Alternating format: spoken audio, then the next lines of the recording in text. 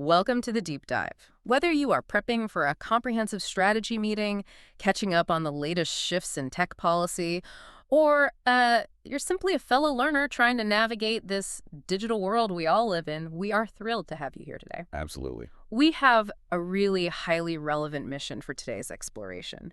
We are unpacking a massive, truly groundbreaking consultation document published by the UK government in March 2026. It's a heavy one. Yeah, it really is. Specifically, this comes from the Department for Science, Innovation, and Technology, or DSIT. The document is titled Growing Up in the Online World, a National Conversation. Right. And our goal today is to explore how society is fundamentally rethinking the whole concept of childhood in the digital age. Yeah. Trying to balance the amazing benefits of the internet with the very real, highly documented risks to developing brains. Yeah, that balancing act is the core issue. Exactly. And navigating these exact types of digital complexities is actually why resources like www.myprivacy.blog and www.plenty.scamwatchhq.com are so integral to our own understanding of this landscape. For sure. They constantly track the vulnerabilities we are going to talk about today, and their support is what makes this deep dive possible. If we connect this to the bigger picture, we really have to remember the historical context of where we are right now. We are currently living through the very first generation of human beings growing up entirely within a digital ecosystem. The first ones. Yes, and crucially, that ecosystem was primarily designed by adults for adult consumers and is optimized almost entirely to maximize engagement and data extraction. Which is wild when you think about it. It is. Governments globally are now scrambling to figure out the rules of the road long after the infrastructure has already been built. But what stands out in this DSIT document is that it isn't framed as just a purely punitive exercise in banning things. Right, it's not just a list of don'ts. Exactly. It attempts to take a step back and ask a more philosophical question. What does a healthy, balanced digital childhood actually look like? Okay, let's unpack this because the statistics in this report reveal a pretty stark disconnect between policy and reality. Oh, definitely. Most mainstream social media platforms require users to be at least 13 to register. And that age limit wasn't chosen because 13 is some magical developmental milestone. It's largely just a byproduct of American data processing consent laws from decades ago. Right, the COPA laws. Yeah, exactly. But despite that official baseline, a staggering 81% of 10 to 12-year-olds are already using at least one social media app. 81%. It's huge. The regulatory framework simply does not match the reality on the ground at all. But, the document does not paint the internet as purely dystopian. No, it doesn't. It actually highlights the good stuff, like a modern-day digital playground. For example, the report specifically points to Lego Play. That's a great example. It is. It's a free platform providing a safe, moderated 3D space. There's no direct messaging, no third-party ads, no in-app purchases, and parents use verified parental consent to set clear boundaries. And they also mention Minecraft. Right. Academic research shows that structured usage in Minecraft actively cultivates STEM skills and spatial reasoning. The developmental benefits are actually incredibly well documented.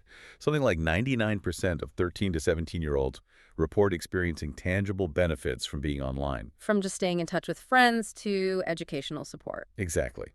But acknowledging those benefits brings us directly to the core tension driving this whole government consultation.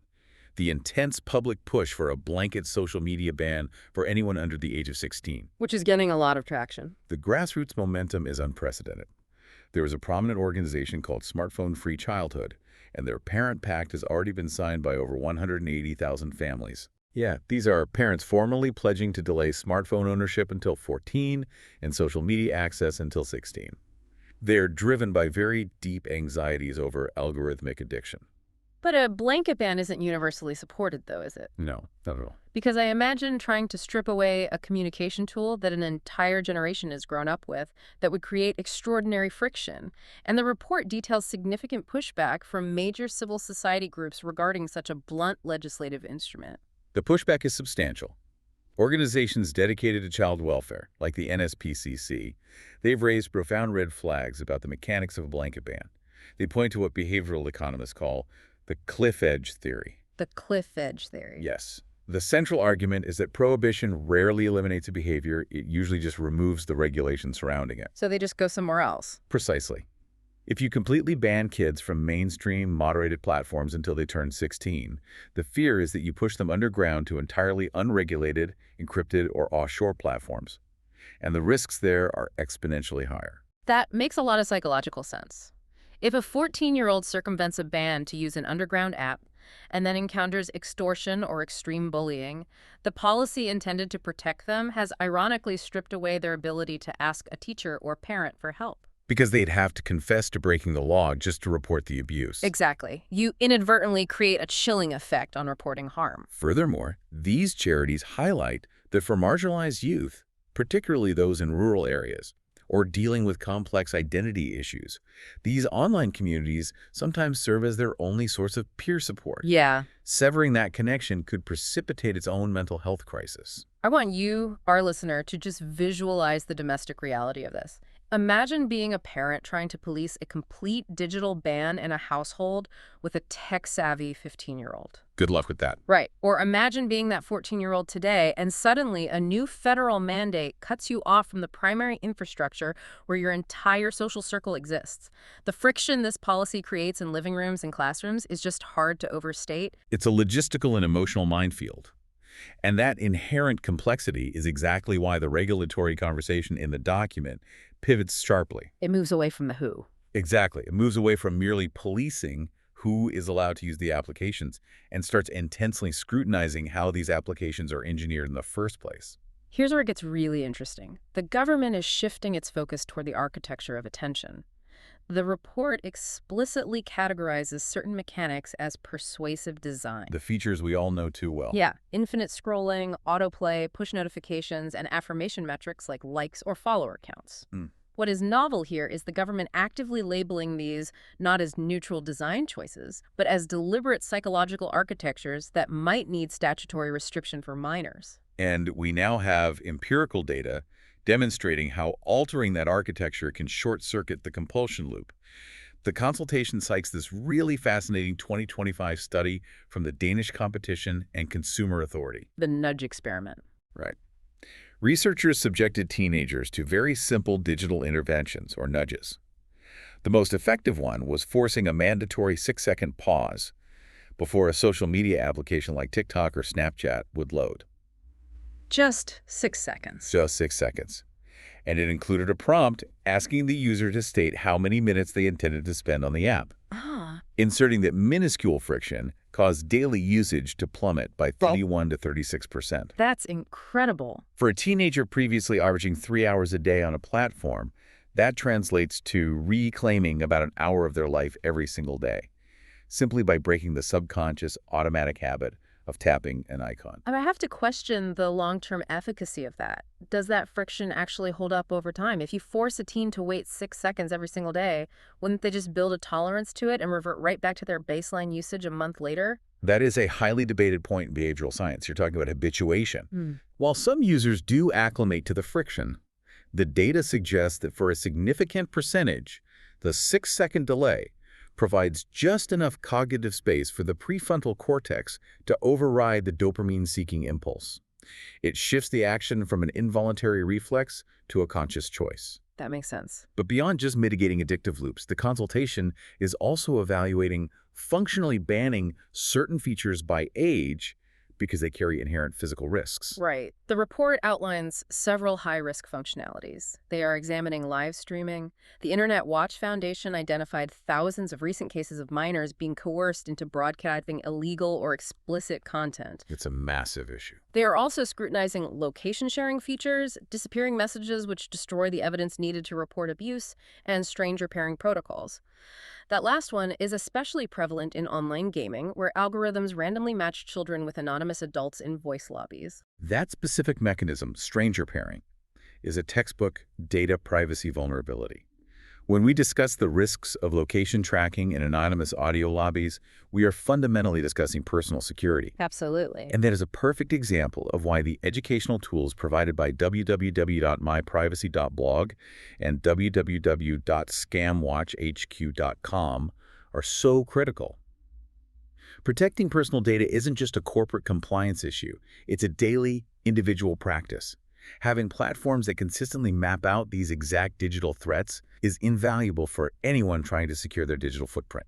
It really is essential reading. Now, transitioning from traditional social media architecture to a completely different frontier, let's discuss generative AI. The new frontier. Yeah. The document emphasizes that this is no longer just about regulating platforms like Instagram or TikTok. 48% of 8 to 17-year-olds already report that AI is an important part of their everyday life. Half of them. Basically half. There are incredible applications here, of course, like customized AI tutoring tools helping disadvantaged students. But there is a deeply concerning psychological aspect to large language models that regulators are struggling to wrap their heads around. What's fascinating here is the psychological mechanism at play, specifically regarding anthropomorphism. The document explores a relatively recent phenomenon, which is the rapid development of emotional dependence on AI chatbots. Which sounds like sci-fi, but it's happening right now. It is. We have to remember how these models function. They don't just retrieve information, they predict the most satisfying human response. They are programmed to mimic empathy, to use affirming language, and they remember intricate details of past interactions. Because of this design, children are increasingly forming what psychologists term parasocial attachments. They're essentially treating a server farm as an intimate friend. Exactly that. They treat the software as a trusted confidant, or in older teens, even a romantic partner. According to research cited in the consultation, of the kids who regularly use chatbots for personal advice, 12% state they do so because they literally have no one else in their life to talk to. 12%. That is a profoundly isolating statistic. It highlights how uniquely vulnerable a lonely teenager is to a system that's algorithmically optimized to sound perfectly understanding. But how does a government even begin to regulate an emotional bond with code? The policy response is having to evolve at breakneck speed. The document outlines that in February 2026, the UK Prime Minister announced new legal powers to bring previously out-of-scope chatbots under the jurisdiction of the Online Safety Act. Why were they out of scope to begin with? Because the original legislation was written to regulate user-to-user interaction. It was designed to force platforms to moderate how humans shared content with other humans. A standalone chatbot application doesn't have users sharing content with each other. It is a single user interacting with software. Ah, I see. That legislative loophole meant these AI companions were largely unregulated regarding the emotional harm they could inflict. The new mandate ensures that AI developers now have a statutory duty to protect users from illegal content and psychological manipulation generated by the model itself. Which logically brings us to the most complex hurdle in this entire document, the enforcement reality. The nightmare. The enforcement nightmare. If you make a rule that you have to be 16 to access the social media platform or an AI chatbot, how do you actually enforce it? A persistent joke is that every teenager on the internet was born on January 1st, 1990. They just lie about their age. This is the million-dollar question. And it's a technical challenge the Australian government recently spent an entire year attempting to solve. The UK consultation actually relies heavily on the empirical findings from Australia's age assurance technology trial. And what did they find? The high-level conclusion is that, yes, age assurance technology can function privately and effectively. However, there is a substantial technical barrier when dealing with adolescents. I assume it has to do with the physical nuances of puberty. I mean, facial age estimation can easily tell an 8-year-old from an 18-year-old, but the physical difference between a 15-year-old and a 16-year-old is statistically negligible. Precisely. Biometric age estimation struggles immensely with users right on the borderline of regulatory age thresholds. The margin of error is simply too wide to be legally definitive. That makes sense. Compounding the issue is that, unlike adults, children generally don't have hard ID, like a driver's license or passport. So the proposed technological solution is something termed successive validation. Meaning a layered approach to checking age. Correct. Instead of a single point of failure, the platform utilizes compounding verification. It might initially request a facial scan. If the confidence score is too low, it triggers a secondary check. It might require an adult to vouch for the account or use a microtransaction on a credit card. It's intentionally designing friction to ensure accuracy. But any IT professional will tell you that the moment you build a digital wall, users immediately search for a ladder. And in the digital ecosystem, that ladder is almost always a virtual private network, or VPN. The ultimate workaround. Exactly. The document highlights a fascinating precedent. When the UK recently mandated highly effective age assurance for adult sites, daily VPN usage across the country more than doubled. It hit 1.4 million users almost overnight. Now, currently, Only about 8% of kids use VPNs, mostly to secure their data on public Wi-Fi. But this creates a massive policy dilemma. Should the government legally age restrict access to the VPN software itself to stop kids from bypassing social media bans? It is a phenomenal double-edged sword. On one hand, a VPN makes it trivially easy to mask your location and bypass age restrictions. On the other hand, VPNs are foundational cybersecurity tools. Right, for everyone. Exactly. They are vital for journalists, businesses, and everyday citizens protecting their financial data. Restricting VPN access by age would essentially force millions of adults to submit to invasive age verification just to secure their own private internet connections. I would argue that age-gating cybersecurity tools sets a dangerous precedent for data vulnerability. It feels like prioritizing one form of safety by entirely compromising another. This is a huge trade-off. And this tension is exactly why the awareness championed by www.scamwatch.com and www.myprivacy.blog is so vital. Understanding how tools like VPNs function, why they are essential for your privacy, even when they present regulatory headaches for child safety enforcement, is the kind of digital literacy every user needs today. We want to thank them again for supporting this deep dive. It perfectly illustrates the interconnected complexity of digital regulation. You pull one thread, and an entirely different sector unravels. But the enforcement strategy outlined in the consultation isn't restricted purely to cyberspace. It also focuses heavily on the physical world, specifically schools. The data on cognitive distraction is overwhelming there. The report cites evidence showing that if a student's attention is fractured by a phone notification during a lesson, it requires up to 20 minutes for their brain to fully refocus. 20 minutes for one notification. Think about the compounding effect of that. A single push notification effectively neutralizes half of a class period. Now, the Department for Education has previously issued guidance recommending mobile-free schools, but enforcement is wildly inconsistent. 58% of secondary students admit phones are still regularly used during instructional time.